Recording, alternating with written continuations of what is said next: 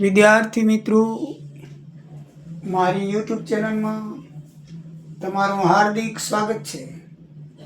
આજે આપણે ધોરણ 10ના ગણિતમાં સ્વાધ્યાય 7 નવું ચેપ્ટર શરૂ કરી છે, યામ ભૂમિતિ. તો યામ ભૂમિતિ એટલે શું? આમ તો આપણે ભૂગોળ, ભૂમિતિ, યામ ભૂમિતિ બધું ભણીએ છીએ. ભૂગોળ, ભૂ એટલે પૃથ્વી, પૃથ્વી ગોળ છે એટલે આખી પૃથ્વી, પહાડો, નદીઓ, ખીણો, જંગલો, બરાબર છે. આ બધાનો અભ્યાસ કરીએ અને ભૂગોળ કહેવાય. ભૂગોળમાં બધું આવે. ભૂમિતિ તો ભૂ એટલે પૃથ્વી, મિતિ એટલે માપ, જેમાં જમીનનું માપ કાઢવાનું હોય, બરાબર છે. જમીન ત્રિકોણાકાર હોય, ચોરસ હોય, લંબચોરસ હોય, ગોળ હોય, તો એ આપણે ચોરસના માપ, લંબચોરસના, ત્રિકોણમાં બધું ભૂમિતિમાં આવે. એવી જ રીતે યામ ભૂમિતિ એટલે કે આ બે એક્સ અક્ષ અને વાય અક્ષ છે, એ બે ભાગમાં, જો આલેખ પત્ર માનો કે આલેખ પત્ર છે, આલેખ પત્રને બે ભાગ વેચે, એક ઊભો અને એક આડો. તો જે ભાગ વેચાય એક બાજુને એક્સ આમ કહેવાય છે અને બીજીને બાજુને વાય આમ કહેવાય છે. એટલે કે આ ઉપરનો વાય આમ છે, આડો છે એ એક્સ આમ છે. તો એની અંદર જે માપ કાઢવાનું આવે છે એને યામ ભૂમિતિ કહેવાય છે. એની અંદર જે બધા આવતા બિંદુઓ, એનું જે અંતર શોધવાનું આવે એને યામ ભૂમિતિ કહેવામાં આવે. શું કહેવામાં આવે છે? યામ ભૂમિતિ. કે યામની અંદર આવેલા બિંદુઓનું અંતર શોધવાનું એટલે યામ ભૂમિતિ. ભૂ એટલે એનું તલ, સમતલ. આ બધું યામનું સમતલ કહેવાય. 4 ચરણમાં, પ્રથમ ચરણ, દ્વિતીય ચરણ, તૃતીય ચરણ અને ચતુર્થ ચરણ. 4 ચરણોમાં યામનું સમતલ હોય છે, એને ભૂ કહેવામાં આવે છે. અને એને મિતિ એટલે માપવાનું કહેવાનું કે યામની જે સમતલ છે એને માપવાનું આપણે જે આ પ્રકરણમાં શીખવાના છીએ તેને યામ ભૂમિતિ કહેવામાં આવે છે. આલેખ મિત્રો 4 ભાગમાં હોય છે. આમ એક્સ અને વાય જ્યાં છેદે એને ઉગમ બિંદુ કહેવામાં આવે છે. શું કહેવામાં આવે છે? ઉગમ બિંદુ. અને એ હંમેશા 0 હોય છે. ઉગમ બિંદુ શું હોય? ત્યાં માપ બંનેનું 0 હોય. એક્સ આમ વાય આમ શું હોય છે? 0 હોય છે. એટલે જ કહેવામાં આવે છે કે ઉગમ બિંદુના યામ 0 0 હોય છે. વાય યામ પણ 0, એક્સ યામ પણ 0, બરાબર છે. જ્યાં બે અક્ષ છેદે એ છેદન બિંદુને ઉગમ બિંદુ કહેવામાં આવે છે. એના હંમેશા યામ 0 0, એક્સ યામ પણ 0, વાય યામ પણ 0. યાદ રાખજો, પહેલાં એક્સ લખાય છે ને પછી વાય લખાય છે. એ તમને બરાબર ખ્યાલ જ હશે, આપણે આલેખ ભણી ગયા છીએ એટલે, બરાબર છે. તો યામ ભૂમિતિ કોને કહેવાય તમે સમજ્યા. હવે એની અંદર આવતી થોડીક વિગત વિશે આપણે જાણી લઈએ તો તમને આ પ્રકરણની અંદર દાખલા ગણવામાં સુગમતા રહે. તો સૌથી પહેલાં તો વાય અક્ષથી કોઈ પણ બિંદુના અંતરને એક્સ્યામ અથવા કોટી કહે છે.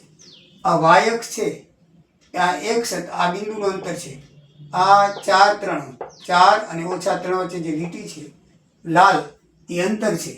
એને વાય અક્ષથી એક્સ્યામ સુધી જે આ બધું ભાગ છે એક્સ્યામનો, તો એ અંતરને શું કહેવામાં આવે છે? કોટી કહેવામાં આવે છે. શું કહેવાય છે? કોટી. વાય અક્ષથી કોઈ બિંદુના અંતરને, આ વાય અક્ષનું 4 છે અને એક્સ અક્ષનું 3 બિંદુ છે માઇનસ, એ બિંદુના અંતરને શું કહેવાય છે? કોટી. અને એક્સ અક્ષથી કોઈ પણ બિંદુના અંતરને વાયામ કહે છે. શું કહેવાય છે? વાયામ. દાખલા તરીકે અહીંયા તમે લીધું હોય એક્સ અક્ષથી અને બીજી રેખા આમ દોરી હોય એક્સ અક્ષથી આ બાજુ એ 4 આવ્યા હોય 3 થી 3, એ માની લો કે બીજી રેખા હતી 3 થી 3 આ રીતે દોરીએ તો એને શું કહેવામાં આવે છે? વાયામ અથવા તો ભુજ કહેવામાં આવે છે. શું કહેવામાં આવે છે? ભુજ કહેવામાં આવે છે. પછી એક્સ અક્ષ પર કોઈ પણ બિંદુના યામ x0 જ હોય, બરાબર છે. એટલે હંમેશા પહેલા x0 છે. એક્સ, આ બધા એક્સના x0 જો 5 0 4 0 3 0 2 0 1 0, બરાબર, -5 એ બધા. એટલે એક જ અક્ષ પર તમારે બે બિંદુ લેવા હોય તો x0 જ હોય. એવી તમે y ઉપર લો, એક જ અક્ષ ઉપર y ઉપર, તો 0 1 0 2 0 3 0 4 0 5 0 6, બરાબર. એટલે કે એક જ અક્ષ ઉપર તમારે બિંદુ લેવા હોય એટલે x અક્ષ પર કોઈ પણ બિંદુના યામ શું હોય? x0 હોય. શું હોય? x ની જગ્યાએ તમે 4 3 2 માઇનસ લખી શકો, 1 2 લખી શકો.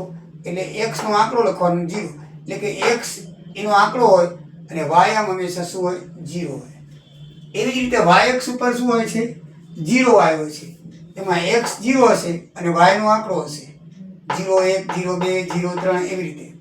એટલે જ્યારે અહીંયા એક્સ અક્ષ હોય ને બરાબર છે ત્યારે હંમેશા પેલો એક્સ જ લખાય છે એટલે એક્સ 0 હોય અને વાય અક્ષ હોય ને ત્યારે 0 વાય આવે. શું આવે?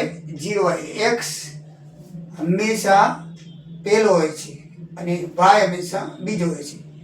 એક્સ આમ હોય તો એક્સ 0 આવે અને વાય આમ હોય તો 0 વાય આવે. શું આવે? 0 વાય. આ થિયરિકલમાં પૂછાય છે મિત્રો, બરાબર ધ્યાન રાખજો. એક્સ અક્ષ પર કોઈ પણ બિંદુ x0 હોય તો y અક્ષ પર કોઈ પણ બિંદુ 0y હોય. અને ઉગમ બિંદુના મેં તમને કહી દીધું છે x અક્ષ પણ ઈ જ હોય અને y પણ ઈ જ હોય, કારણ કે બંને એકબીજાને છેદે છે. એટલે ઉગમ બિંદુનો આયામ 0 0 હશે. શું હશે? 0 0 હશે. બરાબર છે. તો એના વિશે તમને ખબર પડી ગઈ મિત્રો. આલેખના 4 ચરણ, એના પ્લસ પ્લસ એટલે આઈ પ્લસ, બરાબર, આઈ પ્લસ ને આઈ પ્લસ થાય, એક્સ ના પ્લસ વાય ના પ્લસ. જ્યારે તમારે દ્વિતીય ચરણમાં આવો તો વાય પ્લસ છે અને એક્સ માઇનસ છે. એક્સ શું છે? માઇનસ છે. તૃતીય ચરણમાં આવો તો બંને માઇનસ છે, કારણ આ ડાબી બાજુ માઇનસ આવે, આનું નીચે માઇનસ આવે, તો બંને માઇનસ. ચતુર્થ ચરણમાં આવો તો પેલા એક્સ પ્લસ છે અને આ માઇનસ છે. એ તમે આગળ શીખી ગયા છે. એટલે પ્રથમ ચરણમાં એક્સ એક્સ, દ્વિતીય ચરણમાં પ્લસ માઇનસ, પ્રથમ ચરણમાં પ્લસ પ્લસ, દ્વિતીય ચરણમાં પ્લસ માઇનસ, તૃતીય ચરણમાં માઇનસ માઇનસ અને ચતુર્થ ચરણમાં પ્લસ માઇનસ માઇનસ પ્લસ. બરાબર છે.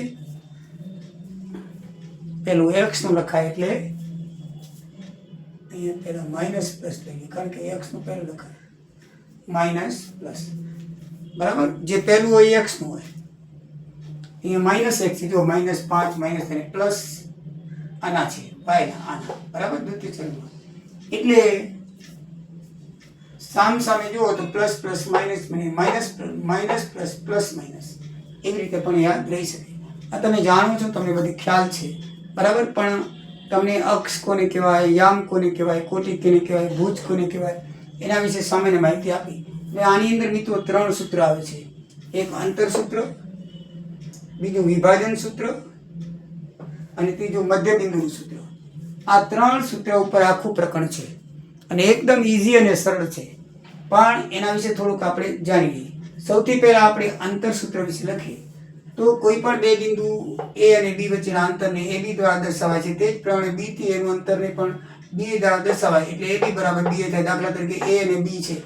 માનો કે અહીંયાથી આ 5 સેન્ટીમીટર છે તો BA થી બરાબર પણ એ 5 સેન્ટીમીટર થશે એટલે AB બરાબર BA થશે. ઊંધું લ્યો ને સૌ લ્યો.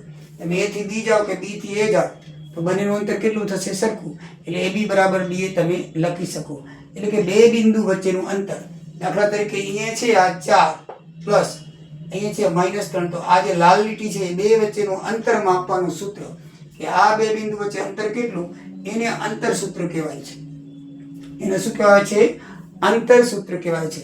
અંતર સૂત્ર એટલે કે તમને જે યામ આપેલા હોય એ યામ ઉપરથી તમે જે રેખા દોરો, એ રેખા દોર્યા પછી તમને એમ કે આ -3 અને +4 વચ્ચેનું અંતર કેટલું, તો જે સીધી લીટી છે એનું અંતર કહેવાય. પણ કેટલું થાય તો એ તમારે અંતરના સૂત્ર દ્વારા મેળવવું પડે.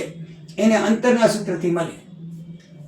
હવે અંતરનું સૂત્રમાં શું હોય છે કે જો એક અક્ષ પર આવેલા કોઈ પણ બિંદુએ બે બિંદુ વચ્ચેનું અંતર તે બિંદુના અક્ષના તફાવતના માનાંક દ્વારા મળે છે. એટલે તમને x અક્ષ ઉપર બે બિંદુ આપેલા હોય અને y અક્ષ ઉપર પણ બે બિંદુ આપેલા હોય તો બેના માનાંકના તફાવતથી, કેનાથી? માનાંકના દ્વારા મળે છે એનો તફાવત. એટલે માનાંકની નિશાની કરવામાં આવે છે આમ. એટલે માનાંકની નિશાની શા માટે કરવામાં આવે છે કે તમે ઓછા હોય તો વત્તા કરી શકો, વત્તા હોય તો ઓછામાં, ઋણમાં ના હોવું જોઈએ, વત્તા ઓછા કરી શકો તમે. આની માનાંકની અંદર કોઈ પણ ઋણ હોવું જોઈએ, કોઈ પણ બિંદુ ઋણ હોવું જોઈએ નહીં. આ માનાંકની અંદર એ છે. એટલે એ માનાંકની અંદર શું કામ દર્શાવવામાં આવે છે એ સૂત્રમાં આવે તો હું તમને કહું છું. બરાબર છે. તો દાખલા તરીકે એનો જે તફાવત છે ને એ માનાંકમાં દર્શાવાય. એટલે માઇનસ તફાવત આવે ને તોય આપણે પ્લસ કરી નાખવાનું. શું કામ પ્લસ કરી નાખવાનું? કારણ કે અંતર હંમેશા અનઋણ એટલે ઋણ નહીં એવું હોય છે. એટલે ઋણ ના આવવું જોઈએ. અંતર કોઈ દિવસ ઋણમાં ન હોય, અનઋણ હોય, મીન્સ કે ધન હોય, કેવું હોય? ધન હોય. એટલે માનાંકમાં દર્શાવવામાં આવે છે. કદાચ માઇનસમાં આવે તો તમારે એને પ્લસ માની લેવાનું. શું માની લેવાનું? પ્લસ માની લેવાનું. એટલે લખે છે કે અંતર હંમેશા ખાલી જગ્યા હોય છે તો અનઋણ હોય છે. એટલે આ રીતે એને અનઋણ દર્શાવવાનો અર્થ આ છે. AB ગ્રેટર ધેન 0 એટલે 0 થી હંમેશા AB વધારે હોય. આ AB અંતર છે એ હંમેશા 0 થી શું હોય? વધારે હોય. એટલે જ અંતર છે હંમેશા અનઋણ હોય છે એમ કહેવામાં આવે છે. બરાબર છે. અને A બરાબર B, A બરાબર B હોય તો AB બરાબર 0 થાય. જો A અને B બે બરાબર હોય તો AB બરાબર શું થાય? 0 થાય. A પણ 5 હોય, B પણ 5 હોય. બરાબર છે. તો બેનો તફાવત શું થાય? 0 થાય. A બરાબર B હોય તો AB બરાબર 0 થાય છે. બરાબર છે. હવે આગળ જોઈએ તો એટલે કે x1 x પર આવેલા કોઈ પણ બે બિંદુનો તફાવત આ બિંદુનું માપ લેવા માટે આવે છે. એવી રીતે y અક્ષ ઉપર આવેલા કોઈ બે બિંદુ હોય એનો તફાવત માનાંકની અંદર દર્શાવવામાં આવે છે. આનો પણ આ x ના બે બિંદુ છે, માનો કે x1 અને x2, અને આ y ના બે બિંદુ છે y1 અને y2. એનો તફાવત બે બિંદુઓના અંતર શોધવા માટે આપણે ઉપયોગમાં લેવામાં આવે છે. એટલે એના ઉપર જે સૂત્ર બનાવવામાં આવ્યું છે. આમ x1 y1 અને q બરાબર x2 y2 હોય તો તેના અંતરની તે વચ્ચેનું અંતર નીચેના સૂત્રથી મળે છે. આ સૂત્ર છે એને ત્રણ રીતે મિત્રો લખી શકાય છે.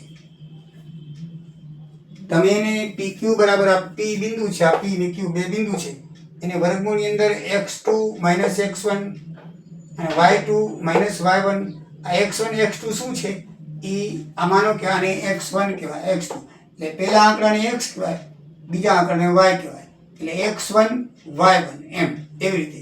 પછી બીજું હોય તો x2 y2 અને ત્રીજું પદ હોય તો હજુ આ રીતે. બરાબર છે. આ પહેલા x1 કહેવાય, x1 એટલે 4, y1 એટલે -3. એ રીતે બીજું તમને બિંદુ આપેલું હોય આ બાજુ તો એ બીજા કૌંસને x2 અને y2 લેવાનું. બરાબર છે. એટલે આ બે બિંદુનો તફાવત, બે બિંદુનો તફાવત x ના અને y ના બે બિંદુનો તફાવત એનો વર્ગ અને એનું વર્ગમૂળ એટલે અંતર સૂત્ર કહેવાય. એટલે કે x2 x1 કૌંસનો વર્ગ વત્તા y1 y2 y1 કૌંસનો વર્ગ વર્ગમૂળની અંદર. એટલે આ રીતે પણ તમે લખી શકો. અને એ રીતે ન લખો x2 ને x1 ને બદલે તો તમે લાઈનસર લખી શકો. x1 ઓછા x2 ને y1 ઓછા y2 પણ તમે લખી શકો. કારણ કે માનાંકની અંદર છે એટલે તમે ગમે તેમ લખી શકો. એને આમ શું છે? આ માનાંકની અંદર છે. એનું માપ હંમેશા માનાંકની અંદર લેવાનું છે.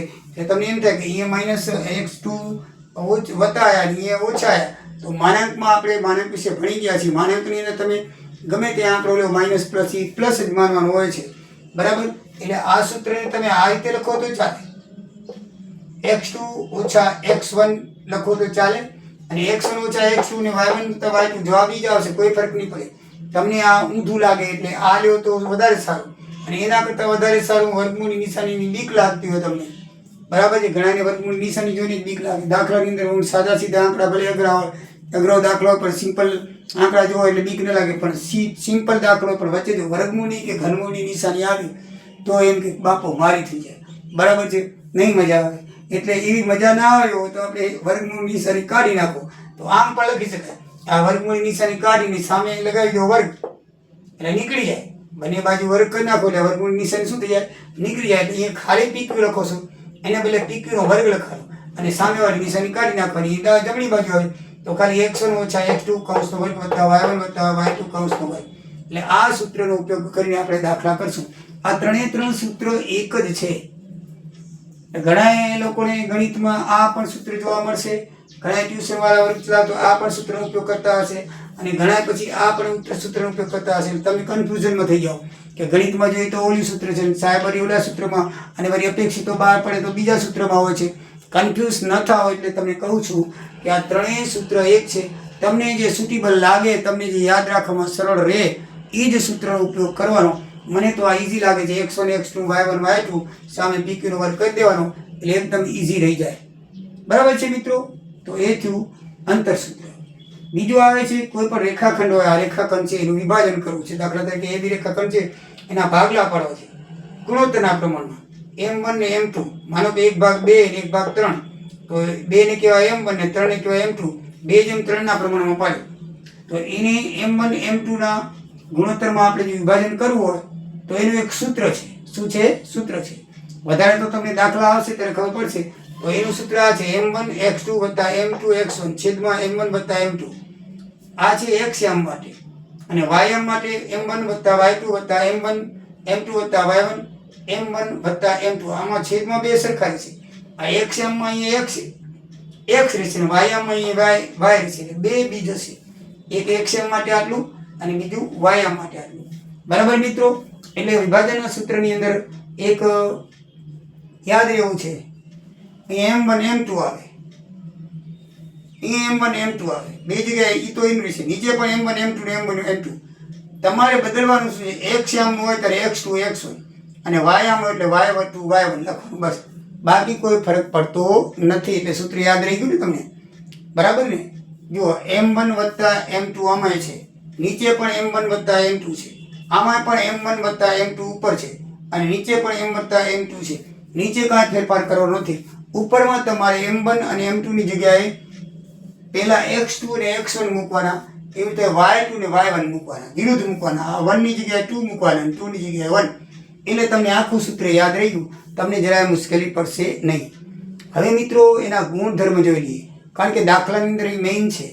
એટલે અંતરના ગુણધર્મ તમારે જોયા હોય તો મેં તમને આ કહી દીધું કે અંતર કોઈ દિવસ ક્યારે ઋણ હોય નહીં. બરાબર છે? એટલે એને અનઋણ કહેવામાં આવે છે. અનઋણ એટલે ઋણ ના હોય, ધન લેવાનું. a = b હોય તો ab = 0 થાય, યાદ રાખવાનું. બીજો નિયમ એ છે કે એ ત્રણ બાજુ હોય, એ ત્રણ બિંદુ આપેલા હોય તમને, તો ab ને bc શોધો. એ કેવી રીતે શોધાય હું તમને કહું છું પછી, દાખલો ગણાવી. એટલે એ બેનો સરવાળો જો ત્રીજા બિંદુના સરવાળાથી વધારે થાય તો એ હંમેશા અસમરેખ બિંદુ હોય. એ ધ્યાનમાં રાખવાનું. તમને ab bc ને ca શોધવાનું આવશે. દાખલામાં ત્રણ યામ આપવામાં આવશે, ત્રણ બિંદુ આપવામાં આવશે. આ રીતે 1 2 3. તો એમથી તમે એમ કહેશે કે આ બિંદુ સમરેખ છે કે અસમરેખ, એ જણાવો. આ બિંદુના ગુણધર્મ છે, ધ્યાન રાખજો. તો બિંદુ અસમરેખ છે કે સમરેખ? સમરેખ એટલે કે એક જ લીટી ઉપર આવેલું. સમરેખ એટલે એક જ લીટી ઉપર આવેલું એટલે સમરેખ બિંદુ. તમને ખબર છે કે આ દાખલા તરીકે આમ લીટી દોરીએ તો આ a b અને c એક જ લીટી ઉપર આવ્યા એટલે સમરેખ બિંદુ કહેવાય. પણ માનો કે એક લીટી ઉપર ના આવે, આમ આવે, આ a આ b આ c, તો એને અસમરેખ કહેવાય. એક જ લીટી ઉપર ન હોય એને શું કહેવાય? અસમરેખ બિંદુ. અને એક જ લીટી ઉપર આવે એને શું કહેવાય? સમરેખ બિંદુ કહેવાય. તો એ આપણને આકૃતિ દોર્યા વગર દાખલા ઉપરથી કેમ ખબર પડે? તો પહેલા આપણે ab bc ને ac શોધવાનું. કેવી રીતે શોધવાનું? આપણે દાખલા કરશું ત્યારે ખબર પડશે. એ ત્રણેયના જવાબ મેળવવાના. કોઈ પણ બે જવાબનો સરવાળો આ ત્રીજા બિંદુ કરતાં વધારે થાય તો હંમેશા અસમરેખ બિંદુ છે એમ લખવાનું થાય. અને માનો કે કોઈ પણ બે જવાબ ભેગા કરીએ એ ત્રીજા જવાબ બરાબર થાય તો હંમેશા સમરેખ બિંદુ છે એમ. માનો કે ab = 5 આવ્યું, bc = 5 આવ્યું અને ac = 10 આવ્યું, તો 5 ને 5 10, તો સામે 10 છે. તો સમજી લેવાનું કે સમરેખ બિંદુ છે. બરાબર છે? તો કેવું કહેવાય? સમરેખ બિંદુ છે. અને આ બેનો સરવાળો જો ત્રીજા બિંદુ કરતાં વધી જાય તો એ અસમરેખ બિંદુ છે એમ સાબિત થાય. બરાબર છે મિત્રો? તો એ બિંદુ વિશે હતા. હવે ત્રિકોણ વિશે. આ બધામાં તમારે ab bc અને ca શોધવું પડશે. તમને ત્રણ યામ આપેલા હશે, ત્રણ કૌંસ આપેલા હશે. બરાબર છે? એ ત્રણ કૌંસને a b અને c અથવા pqr ધારી અને ab bc ને c અથવા pqr ને pr શોધવા પડે. એ શોધ્યા પછી કેવી રીતે શોધવાના? આ સૂત્રથી શોધવાના આવશે. હું તમને શીખવાડી દઉં, તમે પહેલાં સમજી લો. તો એ જવાબ તમને હંમેશા ત્રણ જવાબ આવશે ab bc ને c ના. તો એ ત્રણ જવાબ જે છે એ ત્રણેય જવાબ સરખા આવે, ab bc ને c. તો એ માની લેવાનું કે સમબાજુ ત્રિકોણ છે. એ ત્રણ બિંદુના યામ આપશે એટલે તમને કહેશે કે આ ત્રિકોણ કયો છે અને એનો પ્રકાર જણાવો. એવી રીતે 4 યામ આવશે તો તમને એમ કહેશે કે આ ચતુષ્કોણ કયો છે અને એનો પ્રકાર જણાવો. તો આપણે ખબર કેમ પડે કે કયો ત્રિકોણ છે? તો તમારે જોઈ લેવાનું. ત્રિકોણમાં 3 યામ આપેલા હશે, 3 બિંદુના યામ આપેલા હશે. ચતુષ્કોણમાં 4 બિંદુના યામ આપેલા હશે. તો 3 ના આપેલા હોય ત્યારે ત્રણેયના જવાબ જો સરખા આવે તો એ સમબાજુ ત્રિકોણ કહેવાય. અને બે જવાબ સરખા આવે ત્રીજો સરખો ના આવે તો એ સમદ્વિ બાજુ કહેવાય, બે બાજુ ભેગી થાય. અને ત્રણેય જવાબ અલગ અલગ આવે, એકે જવાબ ના મળે, ત્રણેય નોખા નોખા આવે તો સમજી લેવાનું એ વિષમ બાજુ ત્રિકોણ છે. શું કરવાનું? વિષમ બાજુ ત્રિકોણ છે. પછી માનો કે AB નો સ્ક્વેર હતા BC બરાબર AC નો સ્ક્વેર આવે, એક બાજુનો વર્ગ કરી બીજા બાજુનો વર્ગ કરી અને ત્રીજી બાજુનો જે વર્ગ થાય તો એ કાટકોણ ત્રિકોણ હોય. એટલે મોટા મોટો દાખલા તરીકે 3, 4, 5 જવાબ આવ્યો બરાબર છે, તો 5 ને કર્ણ માની લેવાનું, મોટી બાજુને હંમેશા કર્ણ માનવું. 3 નો વર્ગ 4 નો વર્ગ બરાબર 5 નો વર્ગ થતો હોય તો એ કાટકોણ ત્રિકોણ છે. 3 નો વર્ગ 9, 4 નો વર્ગ 16, 16 ને 9 25, તો 5 નો વર્ગ 25, તો એ કાટકોણ ત્રિકોણ થાય. દાખલા તરીકે AB 3 આવ્યું, BC 4 આવ્યું અને AC 5 આવ્યું, તો જો 3 નો વર્ગ 9, 4 નો વર્ગ 16, 16 ને 9 25 અને AC બરાબર કેટલા? 5 નો વર્ગ 25, તો બરાબર થઈ જાય છે. AB સ્ક્વેર હતા BC સ્ક્વેર બરાબર AC સ્ક્વેર બરાબર, તો એ કાટકોણ ત્રિકોણ થાય. કેવો થાય? કાટકોણ ત્રિકોણ થાય. પણ એમાં માનો કે AB ની BC બે સરખી હોય તો કાટકોણ ત્રિકોણ તો બને, પણ એ સમદ્વિ બાજુ કાટકોણ ત્રિકોણ કહેવાય. કેવો કહેવાય? સમદ્વિ બાજુ કાટકોણ ત્રિકોણ કહેવાય. બે બાજુ સરખી હોય અને એનો સરવાળો મળી રહેતો હોય તો શું કહેવાય? સમદ્વિ બાજુ ત્રિકોણ થાય. સમજાય ગયું મિત્રો? હવે એવી રીતે ચતુષ્કોણ આ ગુણધર્મ, ચતુષ્કોણની અંદર 4 બિંદુઓ, તો તમે ચારે બિંદુ શોધવા પડે. AB BC CA DA ચારે 4 તમે શોધી લો. એમાં AC નું મધ્ય બિંદુ બરાબર BD નું મધ્ય બિંદુ થાય, મધ્ય બિંદુ શોધવાનું સૂત્ર આ રહ્યું. અથવા તો AB બરાબર CD થાય, BC બરાબર AD થાય તો ABCD સમાંતર બાજુ ચતુષ્કોણ હશે. કેવો હશે? સમાંતર બાજુ હશે. એ આપણે દાખલો કરશું ત્યારે ખબર પડશે. ચારે જવાબ સરખા આવે, આમાં કેમ ત્રણેય જવાબ સરખા આવતા તો સમબાજુ, એમાં આમાં ચારે જવાબ સરખા આવે તો સમબાજુ ચતુષ્કોણ કહેવાશે. પછી સામસામેની બાજુઓ સરખી આવે અને વચ્ચે ત્રિકોણ જેનો વિકર્ણ છે એ સરખો આવે બરાબર છે, તો એ લંબચોરસ હોય. કેવો હોય? લંબચોરસ. અને ચારે બાજુ સરખી હોય અને BD AC બરાબર BD થતો હોય તો બે વિકર્ણ સરખા થતા હોય તો હંમેશા શું આવશે? ચોરસ આવશે. શું આવશે? ચોરસ. અને મધ્યબિંદુ શોધવાનું હોય, જ્યારે આપણે મધ્યબિંદુ શોધવાનું હોય, એ કીધું AC નું મધ્યબિંદુ BD નું મધ્યબિંદુ થાય તો એમાં x1 અને x2 નો સરવાળો કરી 2 ભાગવાના, y1 અને y2 નો સરવાળો કરીને 2 ભાગવાના, મધ્યબિંદુ એટલે 2 વડે ભાગવાનું વચ્ચોવચ્ચ બરાબર છે. એટલે 2 યામનો સરવાળો કરી ભાગ્યા 2, એક x યામના બિંદુઓનો y યામના બિંદુનો 2 ભાગો એટલે એનું મધ્યબિંદુ આવી જાય. બરાબર છે મિત્રો? એટલે મધ્યબિંદુ શોધવાનું સૂત્ર આ છે, વિભાજનનું સૂત્ર આ છે અને અંતરના સૂત્રમાં 3 છે. તમારી પસંદગી જે ઉપર ઉતરે એ તમે વાપરી શકો છો. દરેકમાં અલગ અલગ દાખલા જોવા મળશે તો ગભરાશો નહીં. તમે તમારી રીતે દાખલો ગણજો, જવાબ ઈ જ આવશે. હું આ રીતે ગણાવું, તમે આ રીતે ગણશો તો જવાબ ઈ જ આવશે. બરાબર છે? એટલે કોઈ પણ રીતથી તમે એમાં દાખલો કરજો. એટલે અંતરનું સૂત્ર 3 માંથી કોઈ પણ એક પસંદ કરી લેજો. આ પસંદ હતો આ પસંદ હતો આ પસંદ હતો આ, એટલે ટોટલ 3 સૂત્રો છે. બરાબર છે મિત્રો? તો આ રીતે તમને ઇન્ટ્રોડક્શનની અંદર મેં તમને આ બધી માહિતી સમજાવી. નેક્સ્ટ વિડીયોની અંદર આપણે ઉદાહરણથી શરૂ કરશું અને સ્વાધ્યાયના દાખલા તમને હું ગણાવીશ. તો ચલો મિત્રો, આ વિશે તમને સમજણ પડી ગઈ હશે. કદાચ ન સમજણ પડી હોય તો વધારે હું દાખલા ચલાવીશ ત્યારે તમને ખબર પડશે. જય દ્વારિકાધીશ, જય સિયારામ.